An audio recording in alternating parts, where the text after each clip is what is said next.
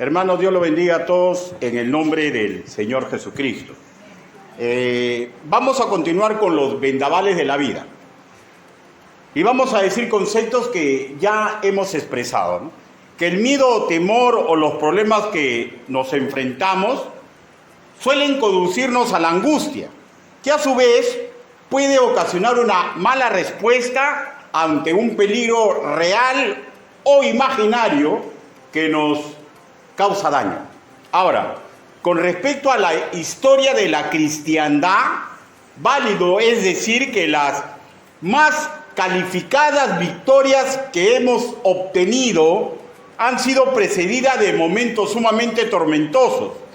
Y aunque habiendo estudiado el caso de Job, de Jonás y de algunos discípulos del Señor Jesús, es innegable afirmar que el ejemplo magistral que da validez al pensamiento que tormentas anteceden nuestras victorias siempre será lo que le aconteció al Señor Jesús durante su ministerio terrenal. Ahora, también es bueno recordar que hay cosas que no cambian ni nunca van a cambiar en este sistema de cosas. ¿De qué estoy hablando? Que todos nosotros somos seres humanos comunes y corrientes, sujetos a pasiones, y que al igual que con Cristo sufriremos ataques de parte del enemigo de Dios, y que cuando estos ataques sucedan, escúcheme por favor, es porque el Padre Celestial lo está permitiendo.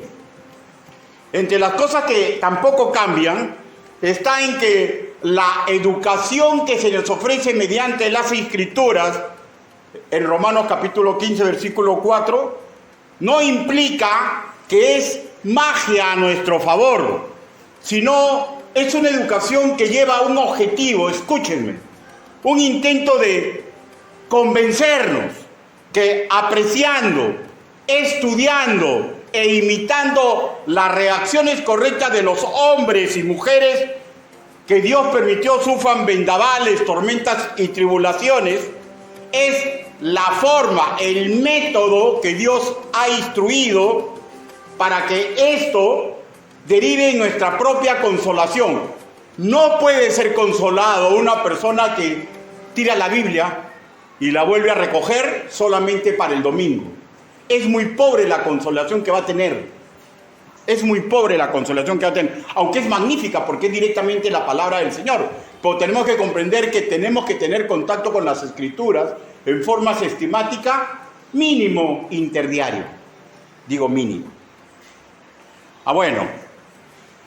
Ahora, no solamente derive nuestra consolación, sino para que aflore en los creyentes que acepten este método educativo, que aflore en ellos la virtud de la paciencia. ¿Y para qué la paciencia? Para confirmar a otros que sufren sus propias historias y sus propios momentos conflictivos. Es el método que Dios ha determinado. Y repito, he dejado para el final, el cierre de esta serie, los vendavales de la vida, lo que aconteció con Jesús de Nazaret. En esta primera entrega, porque la he subdividido en dos para que no abarque mucho espacio de tiempo, pero esta la he dividido en dos partes, ¿ya? La del próximo va a ser un intento de evangelizar. Entonces se supone que se les va a pedir que oren por personas e intenten invitarlas, ¿no? Pero si no hay ningún invitado, igualito, siempre es bueno recordar el sacrificio que el Señor Jesucristo hizo en la cruz por nosotros. Sabemos, hermanos míos, que en forma profética Isaías nombra al Mesías varón de dolores. Y no vayamos a pensar que solamente esto se suscribe a la Vía Crucis, que es conocida y enseñada y difundida por incluso los medios de comunicación. Hablo de la pasión y muerte del Señor Jesús, porque generalmente esto nomás se resalta. Hablemos hoy, en este preámbulo, de un dolor incomparable de Jesús de Nazaret, del cual solamente podemos teorizar, pues es un malestar incomparable que ninguno de nosotros podrá sufrir ni sentir, Usted dirá, ¿de qué estoy hablando? Que nosotros no podemos ni sentir ni experimentar. Les explico. Conforme se acercaba cada día más, después de Getsemaní, a el momento crucial de su sacrificio vicario en la cruz del Calvario, él tenía el conocimiento que tendría que tener una separación de la unión perfecta que él tenía con el Padre y el Espíritu Santo, a mérito que Jesús absorbería todo el pecado del mundo. Y él sabía que iba a acontecer algo que nunca había sucedido en la eternidad para atrás y que nunca sucedería en el futuro, que en algún momento, por absorber los pecados de toda la humanidad, tendría que relajarse, separarse de las otras dos personas de la Trinidad. No que el Padre estuviera enojado con él, no que el Espíritu Santo esté contrariado con él, pues Jesús nunca pecó, nunca hizo daño, por lo contrario, el único justo, Dios hecho hombre, dio su vida voluntariamente por los injustos. Primera de Pedro, capítulo 3, versículo 18. Pero por igual, aunque con dolor divino, aunque por igual, con grandes acciones por loar y dignificar hacia Jesús, ni el Padre ni el Espíritu Santo podían contaminarse con el pecado que en un tiempo indeterminado absorbería a Jesús. Como dije, un dolor y sensaciones que nunca podremos experimentar, solamente podemos teorizar. Aclarado este acápite, entremos al cuerpo del sermón que he bautizado como la tormenta que antecedió a la victoria, primera parte. Y he dividido esta exposición en dos segmentos. Vamos a intercalarlos para hacerle una enseñanza más ágil y vamos a ver algunas particularidades que le tocó vivir a Jesús y vamos a hacer un paragón con algo de que presuntamente le sucede a aquellos que tienen un espíritu evangelista y que sufren porque ven personas que van camino al infierno. Para lo cual, hermanos míos, los invito a que busquemos Isaías, capítulo 53, versículo del 1 al 3. Isaías, capítulo 53, versículo, gracias, bueno, del 1 al 3. Este primer punto se suscribe a los dolores en el alma de Jesús. Dolores en el alma de Jesús. Y escúcheme porque le voy a dar un adelanto. Hermano, si usted no tiene dolor en el alma, de vez en cuando, porque no podemos estar con dolores eternos, por personas que usted sabe que van camino al infierno, o por personas que usted sabe que se han deshojado del Señor Jesús, algo raro está pasando con usted. Y algo raro está pasando conmigo, si de vez en cuando estos dolores no laceran mi ser. Isaías, capítulo 53, versículo del 1 al 3. Sentadito nomás, sentadito nomás. La palabra del Señor dice así: ¿quién ha creído a nuestro anuncio?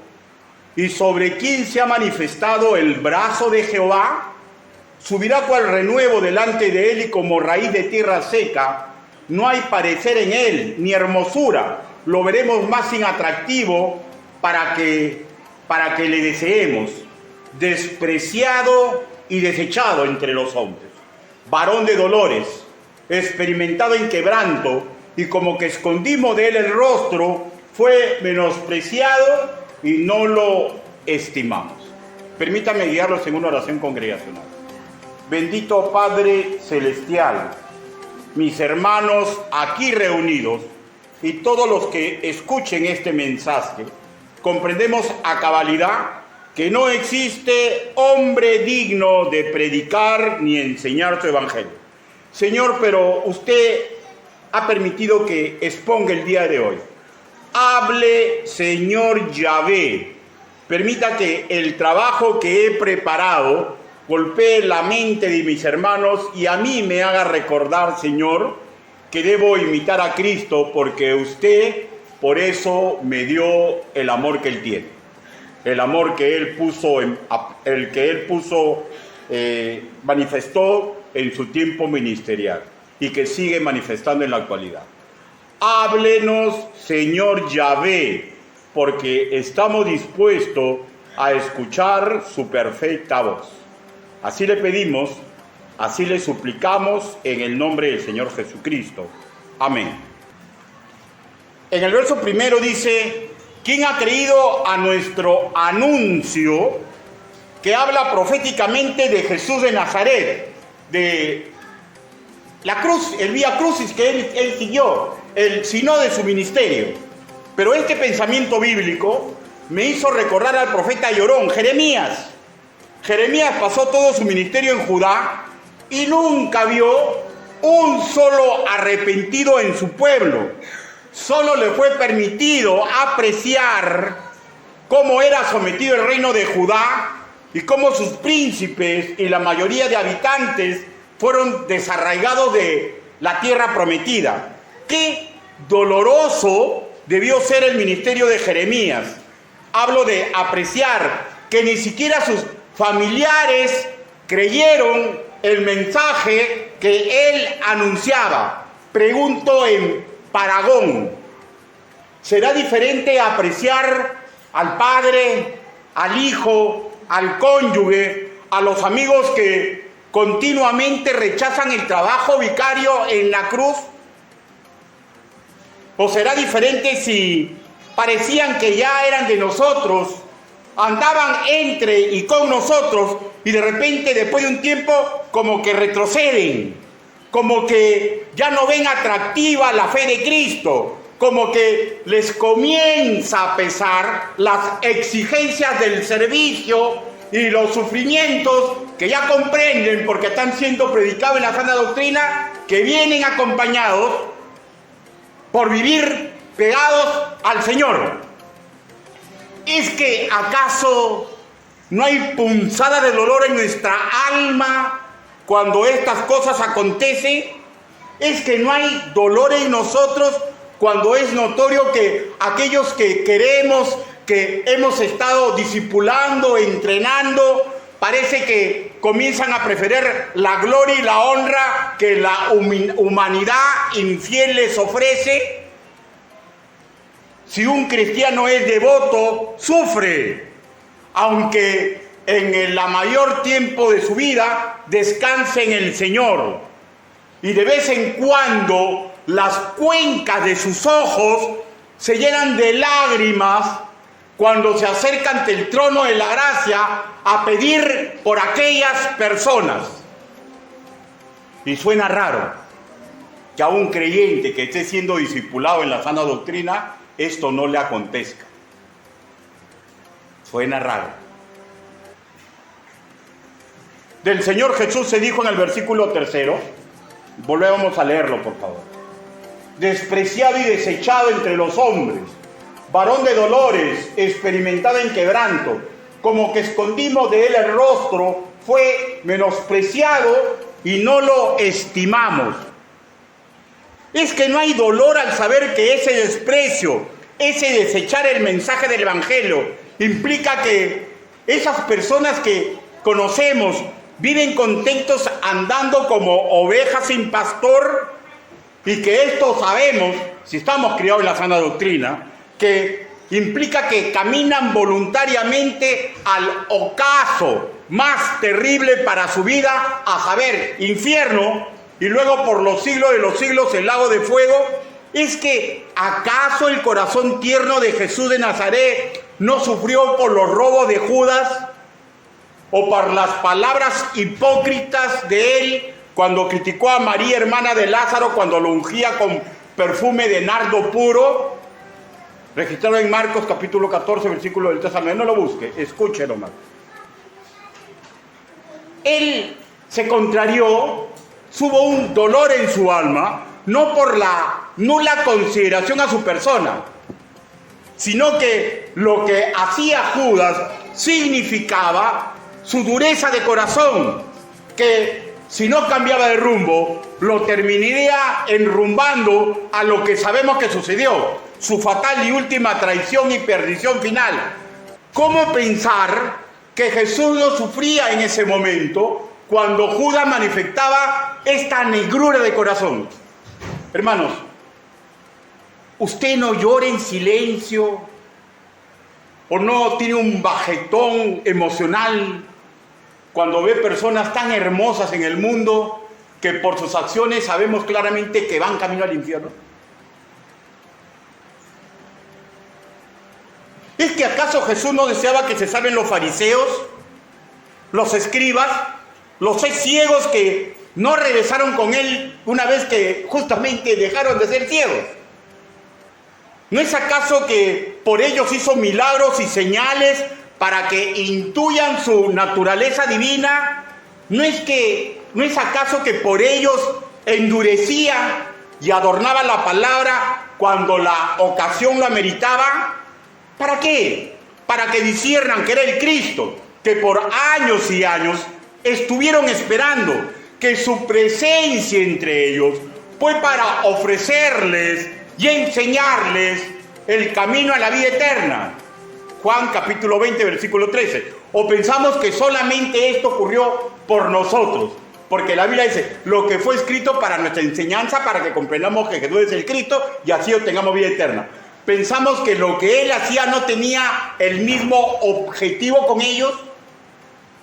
Pensamos que su amor fue diferente ante las prostitutas, ante los funcionarios que eran corruptos, ante los del Sanedrín que desgraciaban el templo con sus malas prácticas. Muchos sí comprendieron, como por ejemplo el joven rico, pero sabemos que al escuchar las exigencias de Jesús, como muchos, como dice escrito en la Biblia, escondió de él su rostro y como que no lo estimó a él, ni estimó la verdad que él le estaba revelando.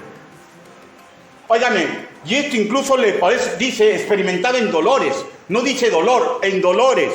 Óigame, esto también le pasó incluso con sus propios discípulos. En el momento más crítico de su ministerio, les pidió por favor que oren con él. Y se fueron a dormir. Lo abandonaron. Y cuando él era capturado, escondieron su filiación con él. Si Jesús no se llenó de trauma ni de raíces de amarguras, es porque era Cristo. Es porque él no podía albergar pecado en su ser, pero dolor en su alma. No se olviden que era un ser, era una persona y sigue siendo una persona. Albergó en su alma dolores por lo que hacía, lo que podríamos considerar en aquel momento el prójimo. Qué dolor tormentoso que aún suceda esto en nuestras propias familias, en nuestro entorno amical, que nieguen y menosprecien a aquel que los puede hacer libres de la esclavitud del pecado. Es que no nos dolemos cuando retroceden en la fe. Visualice cuántas personas hemos conocido que estaban acá y ya no están. Es que ustedes piensan que no sentimos dolor en el alma, pero hágalo más personal con usted, porque lo que intenta el objetivo de este sermón es que nos impulsemos como evangelistas, nos impulsemos como predicadores de la palabra, que nos impulsemos como discipuladores, y para eso requiere que nos dejemos formar. ¡Qué dolor tormentoso! ¿Es que acaso somos de fierro? En verdad, no interesa cuántos logros obtengamos. No interesa cuántos logros obtengamos. El que predica el evangelio llena su alma de dolor por lo mal que hacen otros. Yo a veces puedo reír, sonreír, pero cuando comienzo a ver lo que implica que siempre estén haciendo mal las cosas, creen que en mí no hay un dolor, porque aprendemos a discernir por lo que vemos. porque la negrura del corazón se nota en lo que habla y en las acciones de las personas. Hermanos míos, hay un dolor en el alma por los errores que no son propios. Dolores de otros que esconden su rostro, que no estiman el sacrificio vicario de Jesús en la cruz del Calvario, y porque sabemos que en la práctica esto significa, escúcheme, que ese creyente está en serio peligro de volver a ser esclavo del pecado. Y cuando no son creyentes, hay un serio peligro de que indefectiblemente esté caminando al infierno. Isaías dijo así: varón de dolores, experimentado en quebranto. El comentarista David Gusit explica que a mérito de estos apelativos está hablando de la variedad de aflicciones, que fue un hombre no de un solo dolor, sino de dolores. Hermano, debe ser terrible, ¿no? Terrible, ¿no? Ser perfecto en todos tus caminos y querer ayudar, y ver que las personas no se dejan ayudar. ¿Ustedes creen que es fácil ser pastor de una congregación? ¿Ustedes creen que es fácil estar a la cabeza de un grupo humano? ¿Ustedes creen que es fácil discipular y ver que tu discipulado no toma el toro por las astas? ¿Ustedes creen que es fácil disciplinar a una persona y ver que se desaparece? Hay dolores en el alma, pero cada quien tiene que tomar su propia responsabilidad. En este caso de nosotros, que estamos haciendo las cosas correctas, de dejar formar nuestra vida para que nosotros podamos aceptar sufrir por amor a la cruz de Cristo y ayudar a otros. Todos los sufrimientos del cuerpo y de su alma fueron conocidos para Jesús, pero solo estamos tocando el campo evangelístico y en Paragón hablando de donde nosotros nos desempeñamos. ¿Qué dolor se siente cuando rechazan el mensaje de la salvación? Sumemos, ¿qué dolor se siente cuando estás detrás de un hermano en Cristo para que se discipule? Y no, ¿creen que no sentimos dolor en nuestra alma?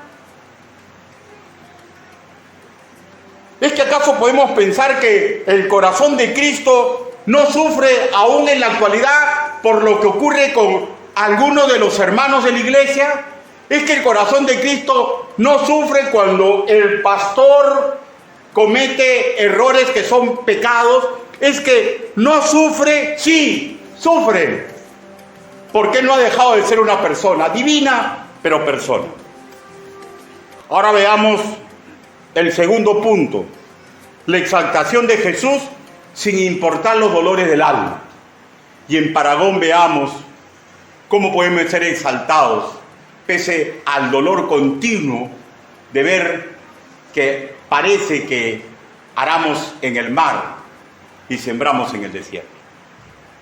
A Jesús la mayoría de sus conciudadanos en su tiempo no le creyeron. Por el contrario, escondieron de él su rostro y no lo estimaron. Eso es lo que dice Isaías y sabemos que fue la realidad. Incluso sus propios hermanos de sangre, los hijos de María, tardaron bastante en unirse a la fe en Cristo. De tal forma que las Escrituras en Juan capítulo 1 versículo 11 dice así: a lo suyo vino y los suyos no le recibieron. Pero sabemos que sí hay hermanos que creyeron, ¿no? Juan capítulo 1 versículo 12. Cuando leemos Isaías dice: ¿y sobre quién se ha manifestado el brazo de Jehová? Y esta respuesta, este interrogante, no tiene una respuesta que es una negación absoluta. Es una especie de interrogante en el estilo peculiar del hebreo para llevarnos a una meditación. Lo que leemos en el castellano, en Reina Valera, como brazo, expresa la idea de un poder benéfico. En el hebreo, el término seroá, que invoca una figura literaria de un brazo humano extendido hacia afuera para agarrar. Pero también esta figura literaria habla de las patas delanteras de un animal cuando se extienden con brío, para demostrar su fuerza, su poder. Por ejemplo, el caballo, ¿no? Su fuerza y su poder. Zeroá procede de la raíz idiomática zará, que define el acto de ese poder, ese agarrar es para sembrar, diseminar, plantar, fructificar. Efectivamente, no todos creyeron, pero aquellos que sí, que fueron asidos por el amor de Dios, que fueron sembrados, plantados en quienes diseminó su amor, caminaron para la gloria de su santo nombre. Pregunto, ¿usted ha sido agarrado con poder? ¿Su corazón ha sido inundado con el amor de Cristo? ¿Ha sido diseminado y acepta usted que su palabra sea diseminada en su intelecto? Yo deseo que así sea. Por eso me esfuerzo para que en esta congregación caminemos por la gloria y por la honra de Cristo. Pero sigamos con lo que estás diciendo, ¿no? ¿En quién se ha manifestado el brazo de Jehová? Y hasta hoy ocurre, cuando cualquier ser humano lo recibe a Él como su Señor y Salvador. Y esto se exalta a Cristo sin importar los dolores en el alma que Él siente por aquellos que rechazan el mensaje. ¿Por qué? Porque su nombre es exaltado. ¿Por qué es exaltado? Porque a mérito de cada uno que es capturado, se activa su título del Cristo, el Salvador, el ungido de Jehová, que murió en la cruz por nosotros. Lucas, capítulo 2, versículo 11. Busque, por favor, sin perder Isaías. Lucas, capítulo 2, versículo 11.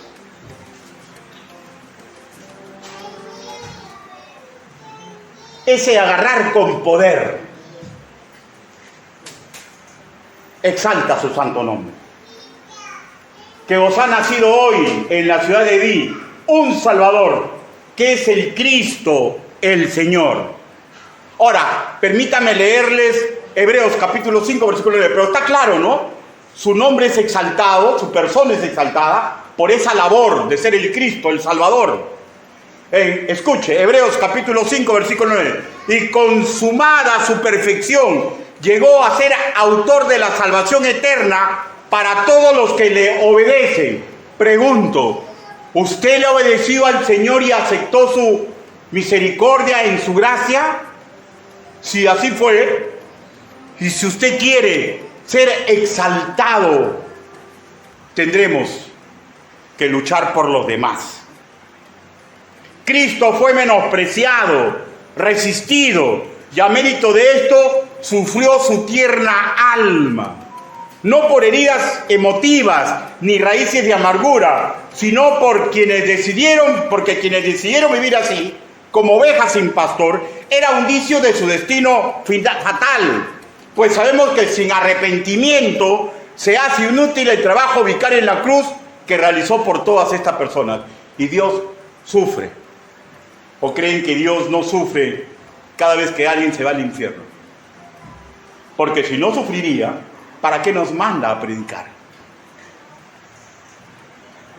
Nosotros, hermanos míos, no damos salvación a nadie, pero repetimos el mensaje. Y sin importar cuántas veces han volteado la cara al mensaje que propagamos, es innegable que habrá quienes crean en el santo nombre que pregonamos. Y eso no solo nos será contado por justicia, sino que dignifica el trabajo que realizamos. Es que la Biblia declara sabio a aquel que entrega el mensaje de salvación y se hace efectivo eso en la vida de una persona.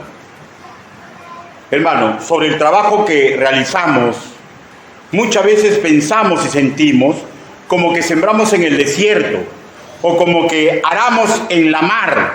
Y esta es una percepción errada, pues nuestro trabajo es germen de vida. Dios producirá cosecha abundante por medio de quien se deje utilizar, por aquel que aprende a evangelizar y colabora con la evangelización, por aquel que se deja edificar y contribuye con la edificación de los demás. Primera de Corintios, capítulo 3, versículo 7. Primera de Corintios.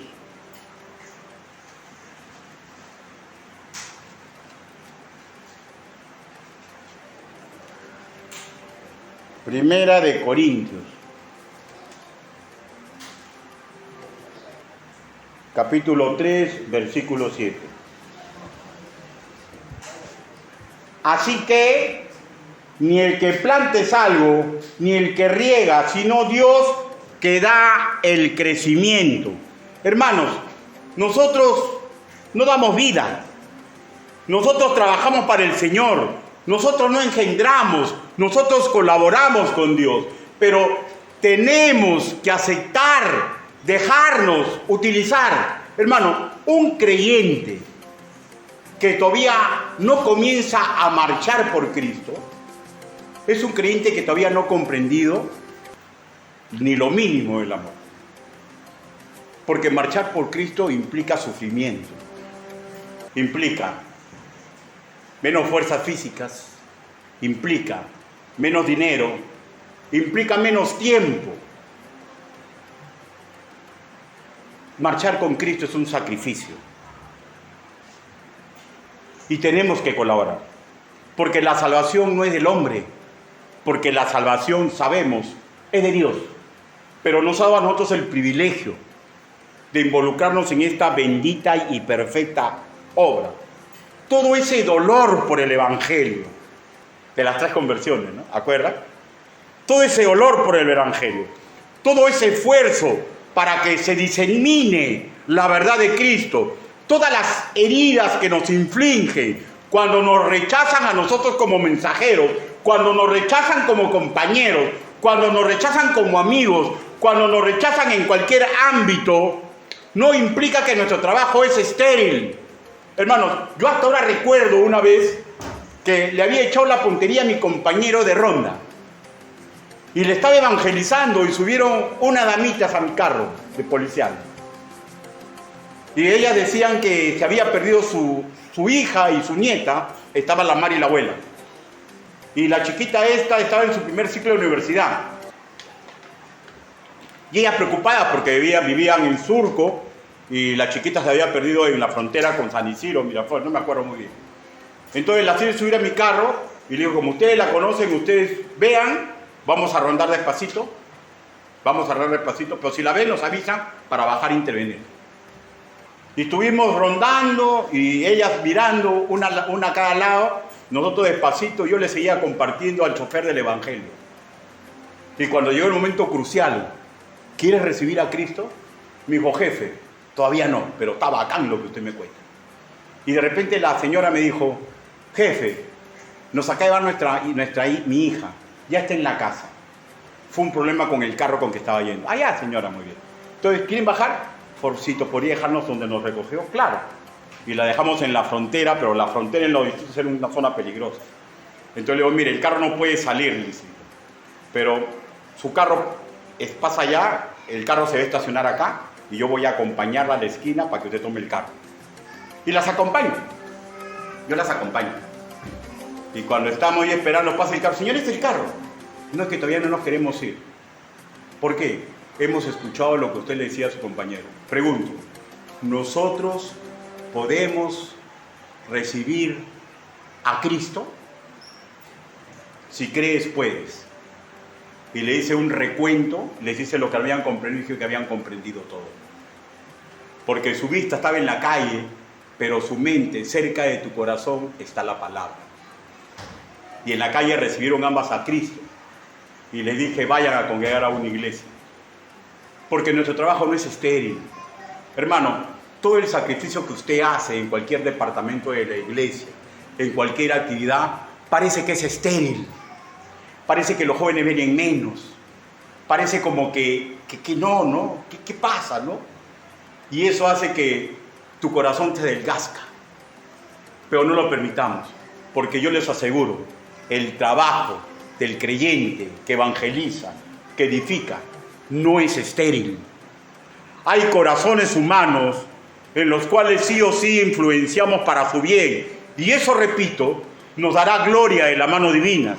Porque quienes aceptan evangelizar, porque quienes aceptan enseñar, porque los que aceptan discipular, los que aceptan sufrir de Cristo y dejar de lado sus cosas seculares, no completamente, sino en una proporción sana, ¿saben lo que ocurre? Obtiene gloria y honra de parte de Dios. Daniel, capítulo 12.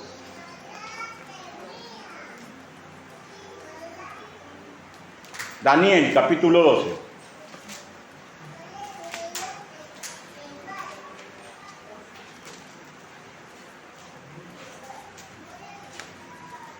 Aquí está hablando de aquellos que hicieron su vida, podrían haber llegado a ser presidentes, ganadores del Oscar, millonarios por el fútbol, por el béisbol,